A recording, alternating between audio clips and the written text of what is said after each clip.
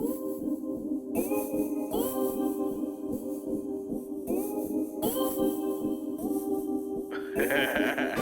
rim me up $1 million in that kitchen. For these rappers, ain't dealing with these niggas. Probably rim me up $1 million in that kitchen. Real trapper, and you win it when I did it. My nigga did that cuckoo, that cuckoo, that cuckoo, that cuckoo, that cuckoo, that cuckoo, that cuckoo. My nigga did that cuckoo, that cuckoo, that cuckoo, that cuckoo, that cuckoo, that cuckoo, that cuckoo. My nigga did that cuckoo, that cuckoo, that cuckoo, that cuckoo, that cuckoo, that cuckoo, that cuckoo. My nigga did that cuckoo, that cuckoo, that cuckoo, that cuckoo, that cuckoo, that cuckoo, that cuckoo. My nigga did that cuckoo.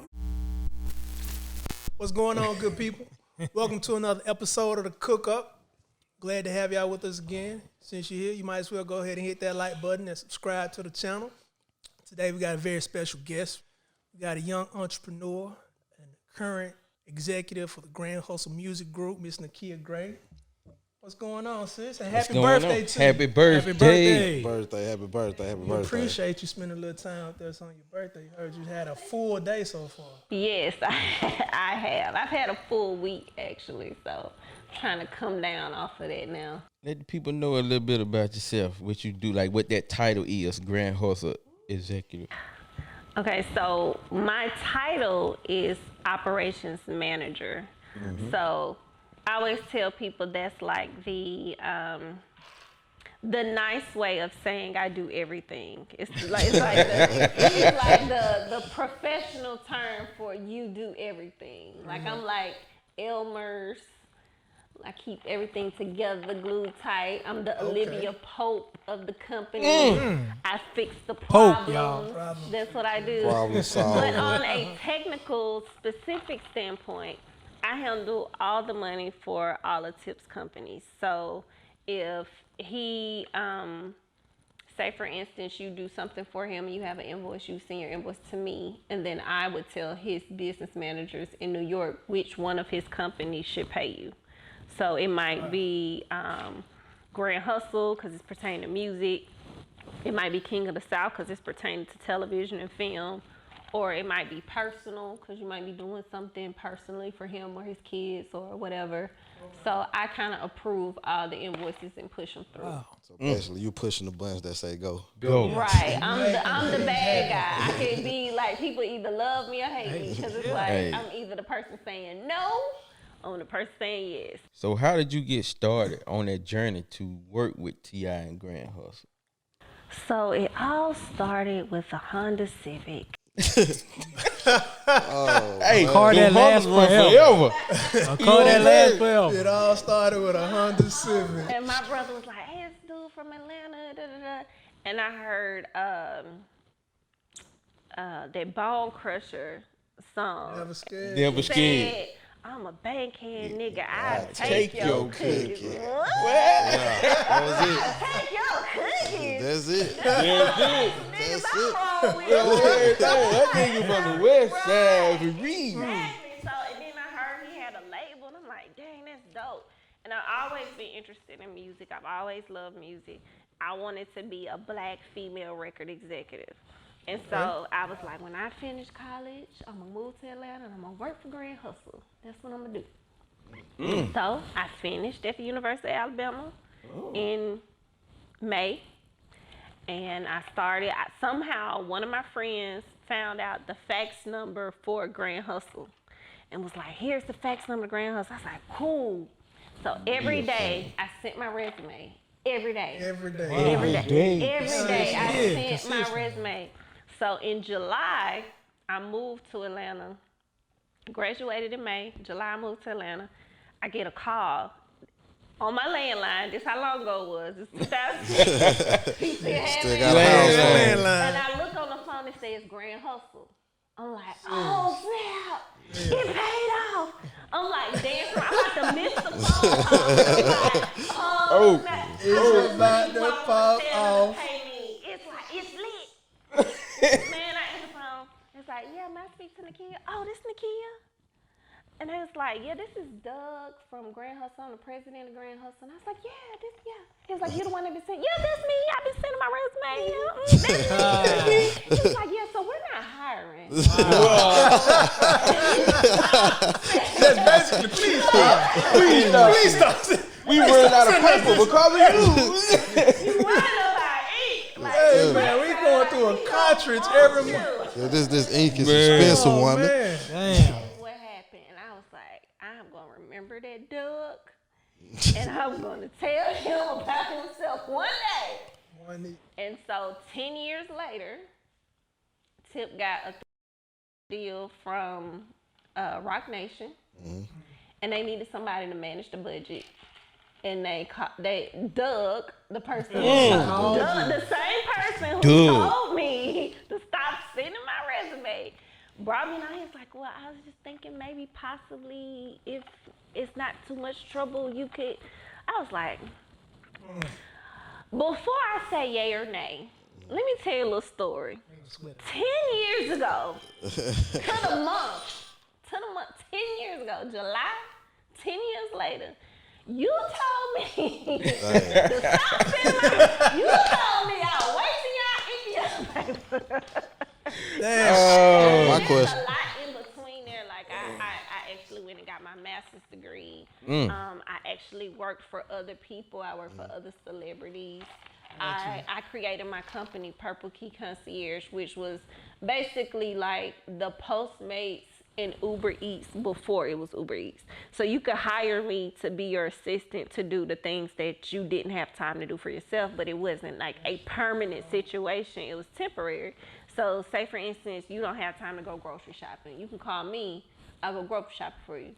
Or say for instance, and these are like real life instances that I had where I had a couple who, like, her grandfather was dying and she really needed to go say goodbye to her grandfather, but she has dogs.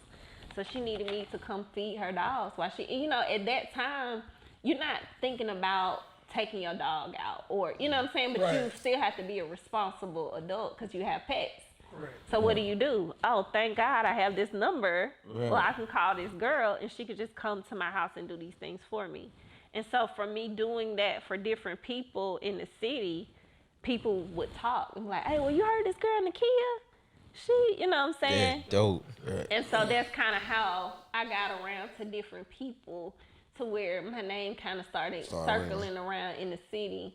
And I started doing things for different people. And then, but in terms of specifically how I got with Grand Hustle, I was working for a professional celebrity photographer named Derek Blanks. And he also does music videos for celebrities. And he did a music video for Rah Rah. And I was the producer of that particular video. And the purpose of doing that video is to kind of get Derek under the eyeballs of Tip. Because ultimately he wanted to do a video for Tip. So we did Rah Rah solid, did him a video, made it dope to where Tip was like, who is this that directed this video? Oh, you want to do a video for me?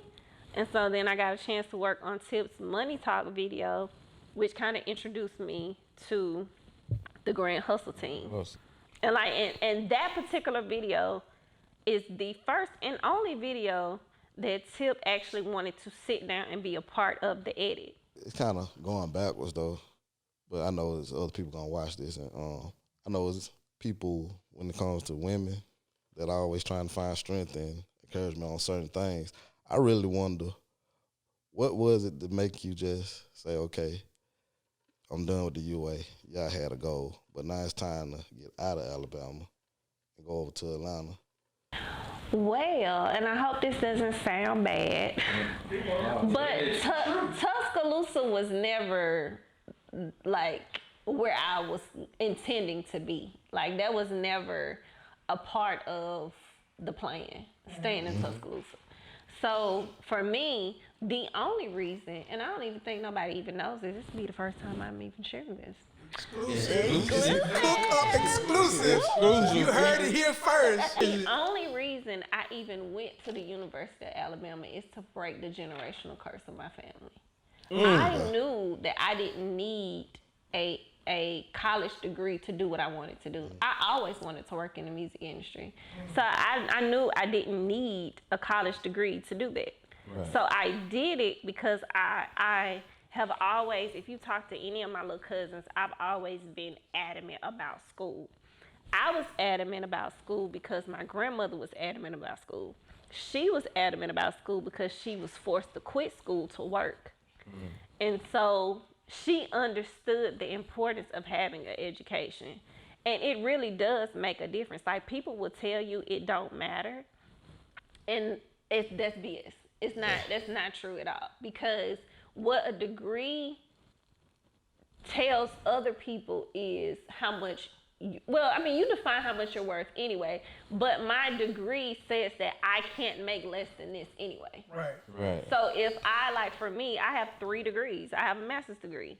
So because of my master's degree, you can't pay me what you're paying him. And that's exactly what happened to me. Like, they have a base salary that they offer people. I was like, no, you can't pay me what you're paying him because my college degree says otherwise. Says otherwise. You've already invested in that degree. Now let that thing pay off. And that's exactly what I'm trying to kind of get my nephew to understand, because he has this love for money, and it's okay to want money and to want to be successful. However, you have to understand the work aspect of it too. Right. It's not just the getting the money and it coming to you. You have to be willing to do the work, because the work part comes first. The money part, because I'm telling you, I had family members that were like, what you're trying to do doesn't make any sense. Why would you want to work in the music industry? Those people don't make no money. You just want to be a peon. I don't know why you want to just go get you a government job. Now let's tap into that for a second, because I think that's huge. I've always admired people, not so much about how much money they end up making, but I always admired people who knew early on what they wanted to do and went after that and made it happen, despite of people close to them, your closest folks, family and friends tell you that, hey, that dream ain't realistic. But like you said earlier before we started shooting it, the key is to believe it. Right. I can't say that while I was going through it, it was just as crystal clear. A lot of times, and even just now, a lot of times God will give me, and I'm not trying to be like a Bible thumper by any means. I just got to share my testimony. That's my obligation. So a lot of times God will give me the bigger picture to things, but he doesn't give me the step by step. So it's like I received the bigger picture of Grand Hustle. I didn't understand the step-by-step part of it. Right. And of course, I didn't know anybody that worked at Grand Hustle. I didn't know anybody that worked in the music industry, because in my mind, I thought that in order for you to be successful or do anything that you want to do in life, you have to know somebody. That's a misconception. That is not the truth. You do not have to know anybody but yourself, because God will put you in the place of meeting different people that you don't even know, that will put you in the right place. Everything happens for a reason, even the bad stuff. One of the things that I've learned is a lot of times when you really, really want something, sometimes you kind of got to pull back from it. So me getting into the Grand Hustle space came about after I gave up on trying to force it. So after I stopped sending my resume, because he kept telling me to I was like, okay, well, he told me to quit sending my resume. Now what? So then I had to switch gears. And it wasn't until I switched gears and left that alone that everything fell into place like it was supposed to. But you have to realize, we talk about 10 years. 10 years. That's 10 years of working at studios for $6 an hour. That's working for celebrities for peanuts, or doing, because I'm trying to get my foot in the door, I'm not confident enough to tell people, can you pay me, or can you get, what I'm saying? When people ask me, well, what's your rate? I'm like, I don't know, what I'm saying? Because I don't want to say too much. Now, that's crazy. It's like 10 grand off the top. Off top. No, like your words. 10,000 just for me to even be taking you seriously. You come with that, then we can talk. And so now it just, like I said, it falls into place, but you have to get to a place where you determine what your worth is. You don't allow other people to determine what your worth is. But you have to put yourself in a position where, you know, you believe that for yourself, and then other people will buy into it. Like 90% of the people that we follow that's famous, they're lame as hell. True. Like they lame. You heard it here first, people. I'm telling you, like they're lame. Man, like I've been they saying could that for a never long pull time. Girl. You know what I'm saying? If it wasn't for, you know, who they are, what they have, you know what I'm saying? And so all it is people buying into a persona that has been created. Knowing know your you worth were. is super important. Oh my God. Exactly. That's like the biggest thing ever, because you have to be willing to walk away from the situation when somebody is not willing to pay what that price is. They will try to play. They absolutely will try to play you. Yep. And you know what? Every situation isn't for you. And you have to be willing to walk away from that situation. True. That's one of the most empowering things you can feel as an entrepreneur, as a person, point blank period, when you go into a negotiation knowing that if they're not willing to accept my terms, I'm okay with walking away. I'm okay with walking away. Getting to that point where you just fine with saying no, because starting out, especially when you starting something brand new, you really don't know what a fair rate is. You want me to tell y'all a secret? Tell it. Are you ready? I'm ready. Another cook-up exclusive. She dropping gems tonight. Okay, you better pick these gems up. What you got? All you have to do is find one fool to pay it. Just one fool. One fool. Perfect. Just find you a fool to pay it. Don't be that fool. Don't be the fool. I'm just saying, you know what I'm saying? All you have to do is find one fool. I tell people, I use this analogy all the time. If I work for Oprah, whether I work for Oprah for 2 weeks or 2 days or 2 years, I work for Oprah. Mm-hmm. So whatever I say my rate is after I work for Oprah. You work for Oprah. So with That's what I'm saying. Right. You get to a certain place where you start looking at money differently. Right. And then that opens the realm into a whole nother issue that comes with that. What is this? Your family. One of the things that I really feel that we need to work on and change in our community is this mentality where we feel this obligation to take care of everybody. Right. Steve Harvey said his daddy told him this, and it stuck with me. He told him the best thing you can do for broke people is not become one of them. We have to do a better job of trying to create generational wealth. If you have a friend or family member that's successful, try to figure out a way to get them to help you to where you can have residual income. Mm-hmm. Ask them to help you with a business. Help them to where you can support yourself, that you don't have to go to them anymore. Right. Don't just ask them for money for some BS. True. So that you can look like you got something that you don't have. How has your family, and I don't want to, put you on the spot to just put nobody out there, just in general, not just your family, but anybody you grew up with that was cool with you, kind of put some pressure on you, maybe change after you've seen the success that you've had? Well, I do have like some friends that feel like, well, you don't fuck with us no more. You be going to stuff, you don't invite us and different things like that. But I mean, here's the thing, like, and they really don't even realize it be so much stuff that I don't go to. I don't really have any friends that really like ask me for money or anything. Like, I'm a very generous friend anyway. You know what I'm saying? I'm the type of person, like, if you really are a friend of mine, or if you have an issue or something like that, and we actually friends and I know about it, you ain't gotta ask me to give you some money or help. And then one of the things that I learned, who did I learn this from? I actually learned this from a family member. I have a family member that say this on record. Now you gonna have to say She told me not to tell nobody this too. Exclusive. Yeah, exclusive. Cook up exclusive. So I have a family member that she's not famous or nothing like that. She's just very good with money. She's very good with her money. She saved her money or whatever. And I wanted to get my business off the ground, so I felt like I needed, like, you know, clothes and a business license and all these different things to jumpstart my business. And so I asked her for some money. And she was like, well, let me think about it and I'll call you back. So she thought about it and she called me back and she said, I'm not going to give you what you asked me for to borrow. What I'm going to do is I'm going to give you this amount of money. And if you pay me back, great. If you don't worry about it. But this is what I'm willing to give you to help you start your business.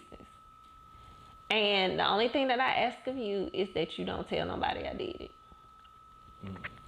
And it seemed like that little seed of money just threw everything through the roof. And I never forgot that. So now when people come asking me for money, I give them what I'm willing to not see again. One of the things that I get kind of like flack about with the people I work with is the fact that I don't trust people. I just don't. I don't trust anybody. Like, I don't put nothing past anybody. I see why we cool. I have that conversation all the time. I like you. I trust you. I don't put nothing past you. Because at the end of the day, you're going home to yourself. You waking up to yourself. You're going to make sure you got your best interests at hand. So I get that all the time. I'm with you on that, my girl. I'm with you. I don't put nothing past a soul. I love my mama. But mama gonna do what mama wanna do. You do the kicks and bottles on the thing. I see you got some nice kicks on your feet. What you got on feet? Like these. These my birthday shoes. Your birthday shoes. Yeah, you know what I'm saying? No, these ain't even like expensive. These are Michael Kors tennis shoes. Michael Kors, you know what I'm saying? You can hold up the latest mic, you know what I'm saying? They can see the Michael Kors, kicks and Well, balls. Michael Kors action. So what's your go-to sneaker when you put them on? Let's see. I know you got a bunch of them. I done seen you buying shoes and. Yeah, I mean, y'all gonna laugh at me. Nah, we ain't gonna laugh at you. We gonna laugh with you. You say it and see. I'm not making no promises. Favorite shoe. Yeah. Reebok Classics. Hey. Soldiers. That's my favorite shoe. Like, Soldiers. Like my Reebok Classics. Like that's my. I love those shoes. And like I'll walk around like, you know, I be with people that spend stupid money on tennis shoes, and I walk around my Reebok. They're like, what is that on What your you feet? doing? Like, what are you doing? So what's your typical schedule like in a day's work?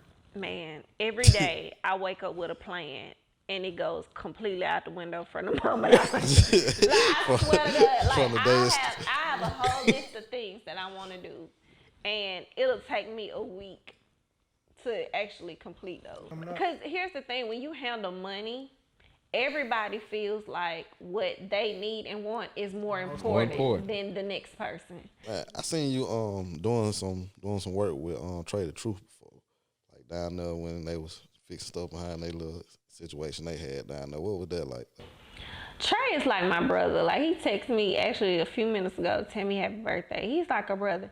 He is one of those people that he's just real genuine. Like, when he tries to help people, it's really genuine. Trey is a real solid person. Like, he's the first person that I met in the industry that when he say he got you, he got you for real. Right, I see that. It be like, It comes out like that. he is really genuinely, that's how he is as a person. So, like, for example, every year he does Trade Day weekend. Right. So it's a whole like 4 days of activity. It ain't too many people that I want to meet. Yeah. It's like Shaq, you know what I'm saying? I ain't get a chance to meet Kobe. I like to meet Trey the Truth because he seemed like a stand-up guy. Nothing impresses him. He has the same facial expression, the same tone. Always. And I like that about him. I would like to meet him. I would like to go to Trade Day one day, so I'm going to put that on my bucket list. But you got to put it on. I mean, it's an experience that I think that everybody should do at least once in their life, because what I like about it is he has like all these different celebrities that come out. You know, we have like celebrity basketball. We had maybe a celebrity bowling night, or you know what I'm saying. Like some of the events are like closed off to the public. You know what I'm saying. So it'll be just like the people that he cool with or whatever, just us. And then some of the events will be open to the public, and we'll do. And then like on actual Trey Day, they have like stuff for the kids, and they have like performances and bouncy houses and rock climbing and camels and all kind of crazy camels? stuff. Yes, camels. Man, I got to come see that. They in have Houston. camels Camels in Houston. Yes, Yeah. it's a dope experience, like to go and see that. And then like one day they might build a house for an underprivileged individual or something like. I mean, it's just a dope experience. Yeah, What's up? Like, I seen you make a post one day. You were saying like you were a guy girl. Being able to handle yourself and hold your own around them. Like, what's that like on a daily basis? The work relationship that we have is the fact that he doesn't go against me. So usually he's like, okay, if Nikeya ain't with it, That's why it you. must be a reason. That's why he hired you. You know? Yeah, that was That's my why he next hired question, because I was like, what is it like when he say yes but you say no? I've mind never saying been no. in a predicament so far, and I worked with Tip for over 4 years. I've never been in a predicament so far where I've said no to something and he turned around and said yes. Like usually, and that's one of the things that I do appreciate about my role is the fact that if they do come to me and I say no, he be like, I ain't in it. I ain't in it. Like, you need to go talk to her. Y'all have y'all conversation, and then you just let me know what happened after y'all talk. Because it's like, and I can appreciate that about him. But to go back to your question, I think what made me like this is my upbringing here. Yeah. Like, here I was always around my brothers, my cousins. I think being around them kind of conditioned me to deal with the guys that I'm around now, because it's like they have the same kind of background, so it's like it makes them comfortable, because it's like I'm kind of the best of both worlds. Like I come from that, but I also went to school, so it's like the best of both worlds for them. So because I'm kind of new to the situation, everybody that's a part of my team have either been around for like 10 plus years, or they grew up with Tip or whatever, so they got a chance to experience his success from the beginning. Right. So I'm still kind of new to things, so I still like going to these nice hotels and like, oh my God, look, you know, and I'm like, girl, get out of it, you know what I'm saying? So I still like soaking up everything and living in the moment, whereas they've done it so much that they're numb to it. Yeah. Whereas like me, as a fan, I even asked like Tamika, like, do you realize like when you die, what you've done is still cemented in history. Right. Like that's gonna live. Like a lot of people can't say that. It's a lot of people that wish they had a piece of talent to do something, anything, you know what I'm saying? Because I couldn't hold a note if you handed it to me. You know what I'm saying? If I had that, I couldn't hold it if you handed it to me. You know. The fact that we speaking on legacy, though, I know we all like big on hip hop and music, period. And I think we all have the same favorite artist. You know who that is. You know who it is. All time. We all love Tupac. We know that. You like Tupac too. Yeah, I was a huge Tupac fan, yeah. He is a huge Tupac fan, yeah. And I think we got a bigger fan. Yeah. Well, like bigger than me? Bigger than you. He's been known to be called Tupac. What? You might love Pac, and I can appreciate your fandom, but oh no, did he say that in a way that I really don't want to be disrespectful? Wait a minute. The whole situation took a left turn. Like, okay, so what? Hold on, you want to see right here? Yeah, sweet. Ask your question. Ask away. Can we switch seats? Hey, check the cameras. About Pac that like sparked your interest in to where you became a fan of his? 6th grade. With what? So in the 6th grade, forget that, you know, how Westlawn was. You come from your elementary school, everybody comes to 6th grade from all over the city. And I got placed in this class, just like regular classes, and we took like this aptitude test. And I got placed in advanced classes. And like my friends from the hood, people that I grew up, these are my people. Right. And I got placed in advanced classes, and they looked at me differently. And that was a shock. It did something to me. Like, what do I fit in? I was struggling with my identity in the 6th grade. And at that time, I used to go home and listen to Tupac, Me Against the World, every single day. And that track number 3, Me Against the World, that changed my entire life, bro. From that point on, I just went home and listened to that music, and I just came back to school, and I didn't give a damn what anybody thought. To me, it was Me Against the World. And Tupac put that battery in my back that I honestly felt like it was me against the world, and I liked my odds. Oh!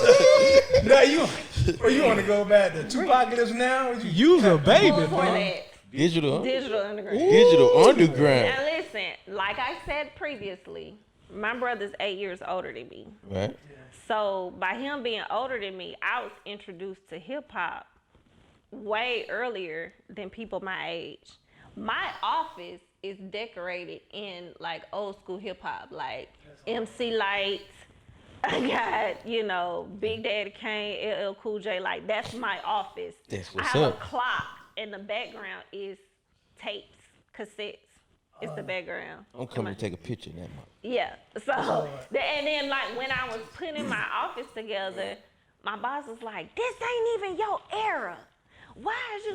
How you gonna tell me this ain't my era?" Like, so I said that to say I've been engulfed in hip hop from the beginning, so to speak.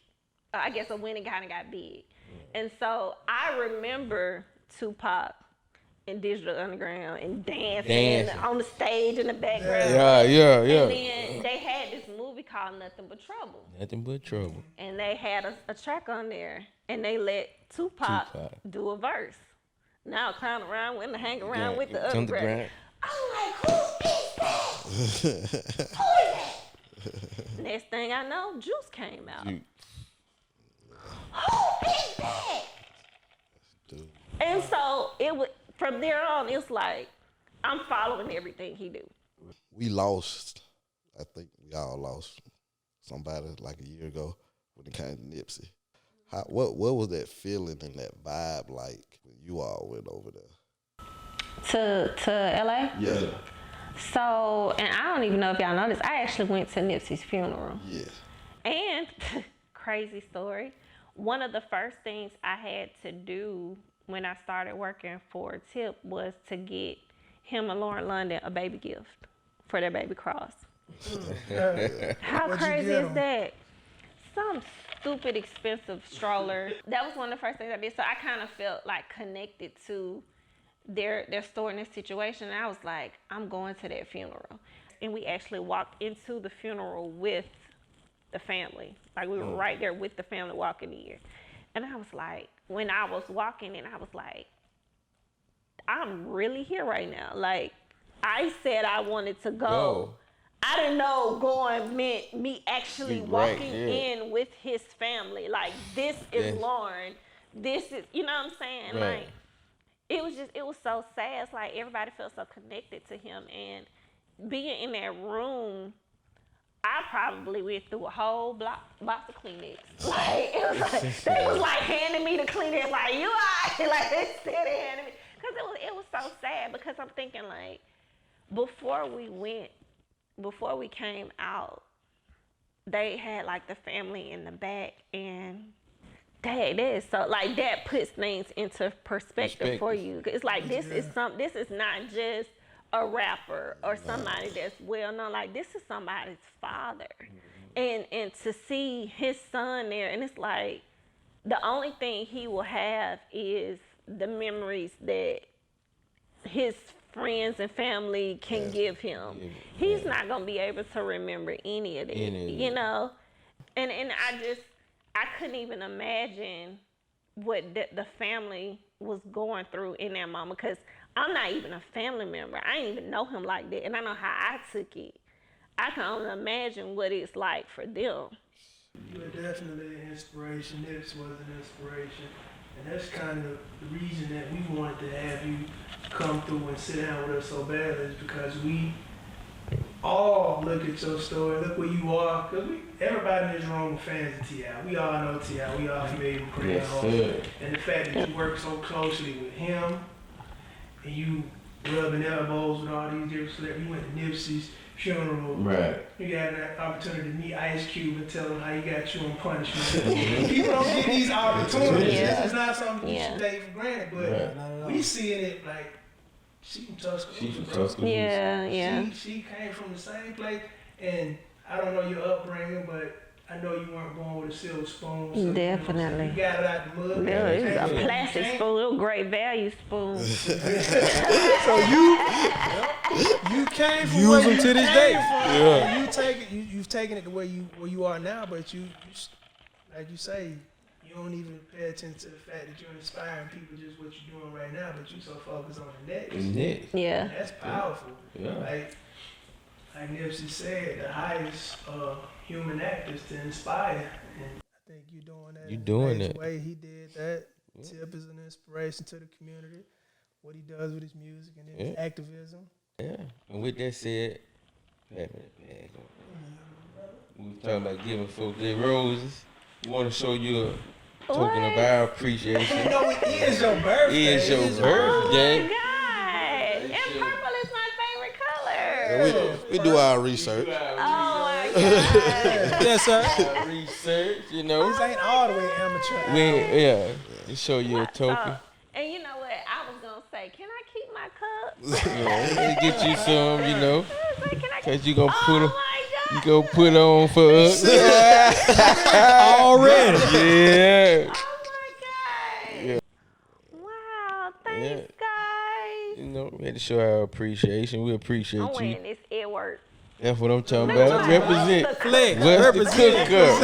Represent. You know what I'm saying? Exactly right. That's it. Wow. Man, Thanks, guys. We surely appreciate We you. It appreciate don't you. take much to put a smile on my face. That right there did it. Yeah, we I do want appreciate. to ask though, what is it with the Seagram's gin though? Yeah, I mean, that is so. You know what? The people I work with, they like, you need to stop drinking it because people going to think we broke. And I'm not. No. I'm just saying though. I can understand. First of all, not a lot of people appreciate gin. Period. You don't Right. never hear People talking don't about like gin at all. it's vodka, it's whatever, tequila, whatever. Yeah. That's how we started out with gin. We Start started out Well, with see, gin. that's what But people then, say. They like, okay, I drank that when I was a kid. Like when I first started. Why? But I that's just what one's supposed to be drinking. But here's the thing. Because in my career, no one day is the same, I like consistency in my personal life. Tell I'm a you. guy's girl. Guy's Can I girl. say? I'm a guy's We girl. appreciate Appreciate you coming hang out that. with the guys though today. Yeah, I thank y'all for letting me sit down on the couch with y'all, chop it up and everything. Anytime.